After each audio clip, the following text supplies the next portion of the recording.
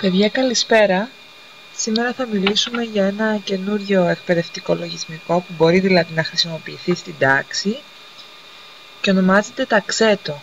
Εδώ σας έχω κάποιες εικόνες που σίγουρα έχετε δει όλοι κάπου κάποια στιγμή. Είναι τα γνωστά σε όλους συννεφόλεξα, έτσι λέγονται τουλάχιστον. Όπως βλέπετε είναι γνωστές εικόνες σε όλους μας, αλλά φαίνεται κάτι δύσκολο και εξίσου τόσο όμορφο. Σήμερα θα μάθουμε πώς μπορείτε και εσείς να φτιάξετε τα δικά σας συννεφόλεξα, να τα χρησιμοποιήσετε στην τάξη, στους φίλους, στο σπίτι, όπως εσείς νομίζετε. Οι ιδέες είναι πάρα πολλές και είναι κάτι πολύ εύκολο που μπορείτε να κάνετε.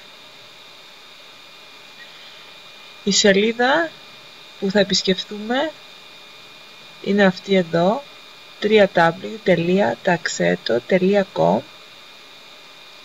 και αυτή εδώ είναι η αρχική σελίδα. Το Taxeto είναι μια δωρεάν διαδικτυακή μικροεφαρμογή που υποστηρίζει τη δημιουργία συννέφων λέξεων, συννεφόλεξα ή word clouds από συγκεκριμένα κείμενα. Σύννεφο λέξεων όταν λέμε εννοούμε μια εικόνα όπως είναι αυτή εδώ που βλέπετε, με όλες τις λέξεις κάποιου κειμένου. Η εφαρμογή αυτή εδώ δίνει τη δυνατότητα στο χρήστη να οπτικοποιήσει ένα κείμενο, μια ιστοσελίδα ή ένα ιστολόγιο και να επιλέξει εκείνες τις λέξεις που θα αποτελέσουν τις βασικές σε ένα σύννεφο λέξεων. Τα συννεφόλεξα στην τάξη με παιγνιώδη τρόπο οπτικοποιούν τις πληροφορίες, ευνοώντας τους μαθητές που μαθαίνουν με οπτικό τρόπο. Ευνοείται και αναπτύσσεται η δημιουργικότητα, η κριτική σκέψη και συμβάλλει η εφαρμογή αυτή στην ανάπτυξη των γλωσσικών δεξιοτήτων των μαθητών.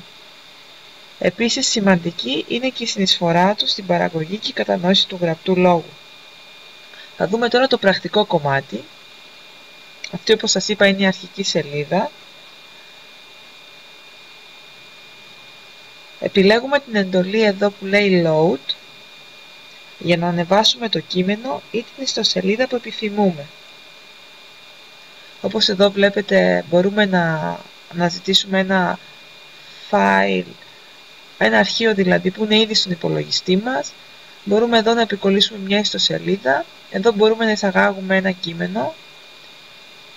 Τώρα για σκοπούς εξάσκησης θα εισάγω εδώ γρήγορα και εύκολα κάποιες λέξεις που μπορούν να αποτελέσουν ένα κείμενο. Βέβαια εσείς μπορείτε να γράψετε ένα ολόκληρο κείμενο ή να επικολλήσετε ένα ήδη υπάρχον κείμενο στον υπολογιστή σας. Ας γράψουμε εμείς εδώ μαμά, αγάπη, παιδιά, ψυχή, αγκαλιά, φιλιά, χάδι,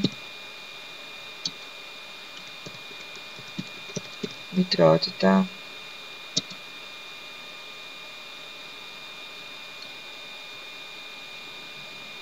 τι άλλο μπορούμε να σκεφτούμε?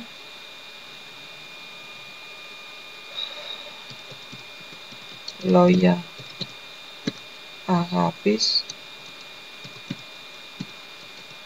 προσοχή, κατανόηση, ελπίδα, συμπαράσταση και ούτω καθεξής.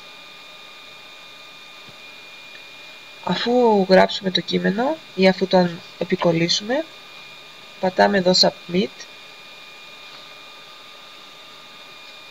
περιμένουμε λίγο.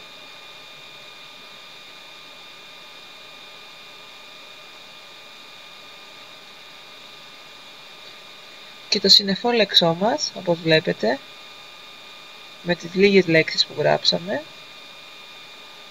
είναι εδώ έτοιμο για μορφοποίηση. Από το μενού εδώ, Respins, μπορούμε και έχουμε τη δυνατότητα να αλλάξουμε το χρώμα. Αν πατήσουμε εδώ βλέπετε, αλλάζει το χρώμα από το συννεφόλεξο. Το θέμα Όπως βλέπετε εδώ έχει πάρα πολλές επιλογές. Ας βάλουμε κάτι χαρούμενο, αυτό για παράδειγμα. Το φόντο, ας διαλέξουμε αυτό. Περιμένουμε λίγο για να εφαρμόζεται κάθε φορά η επιλογή μας στο συννεφόλεξό μας. Εδώ είναι η κατεύθυνση του συννεφόλεξού μας. Εδώ, όπως θα δείτε τώρα που θα αλλάξει κιόλας, είναι ο τρόπος εμφάνισής του. Όπως θέλουμε μπορούμε να μορφοποιήσουμε το συννεφόλεξό μας. Από το μενού εδώ Options αλλάζουμε το σχήμα και μπορούμε να προσθέσουμε και να χρησιμοποιήσουμε οποιαδήποτε εικόνα. Μπορούμε να το δούμε έτσι τώρα για να πάρετε μια ιδέα. Διαλέγουμε όποια εικόνα θέλουμε από αυτές που υπάρχουν για να έχετε συγκεκριμένη εικόνα του συννεφόλεξό μας. Μπορούμε βέβαια να προσθέσουμε εικόνες ήδη υπάρχουν στον υπολογιστή μας, ή να προσθέσουμε και λέξεις σύμφωνα με τις οποίες θα σχηματιστεί το συννεφόλεξο. Δηλαδή, αν προσθέσουμε για παράδειγμα τη λέξη αγάπη, θα υπάρξει μια λέξη αγάπη και αυτή θα είναι το συννεφόλεξό μας. Δηλαδή, θα σχηματιστεί η λέξη αγάπη με τις λέξεις που εμείς προσθέσαμε. Εμείς τώρα, λόγω και του θέματος, ας επιλέξουμε για παράδειγμα μια καρδούλα αν βρούμε. Ας βάλουμε αυτήν εδώ. Περιμένουμε λίγο η εφαρμογή να υλοποιηθεί και το συννεφόλεξο είναι εδώ όπως βλέπετε έτοιμο για χρήση. Εδώ αν πατήσουμε History μπορούμε να δούμε όλες τις αλλαγές που έχουμε κάνει μέχρι τώρα στο συννεφόλεξό μας και να επιλέξουμε όποια μας ικανοποιεί καλύτερα. Ας πάμε εδώ στην τελευταία. Στη συνέχεια μπορούμε το έργο μας να το ανεβάσουμε στο Twitter, στο Facebook,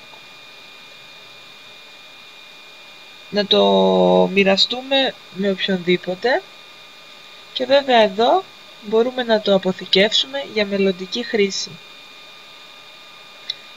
Είναι πάρα πολλές οι ιδέες, πάρα πολλές οι χρησιμότητες. Μιας και εμείς θα το χρησιμοποιήσουμε σε μια σχολική τάξη, να σας πω ότι ένα συννεφόλεξο μπορεί να βοηθήσει τους μαθητές να επικολλήσουν το γραπτό τους κείμενο και να διαπιστώσουν μέσα από το συννεφόλεξο αν χρησιμοποιούν κάποιες λέξεις πιο συχνά από άλλες. Σε τέτοια περίπτωση προχωρούν σε αυτοδιόρθωση του γραπτού τους και τις αντικαθιστούν με συνώνυμες. Μία άλλη χρήση είναι η ανάλυση του κειμένου. Οι μαθητές μπορούν να επικολλούν ένα απόσπασμα λογοτεχνικού κειμένου ή ενός άρθρου και να δημιουργούν έτσι το αντίστοιχο ταξέτο το δικό τους και να ακολουθεί έτσι στη συνέχεια συζήτηση σχετικά με τη βασική ιδέα του κειμένου. Με τον ίδιο τρόπο μπορούμε να κάνουμε και μια περίληψη. Οι μαθητές μπορούν να εντοπίσουν τις λέξεις κλειδιά του κειμένου και να φτιάξουν ένα δικό τους γραπτό κείμενο και έτσι να βοηθήσουμε τους μαθητές και στην παραγωγή του γραπτού κειμένου. Είναι μια πολύ ωραία εφαρμογή, εύκολη, χρήσιμη, διασκεδαστική και ελπίζω να σας φανεί εύκολη και κατανοητή.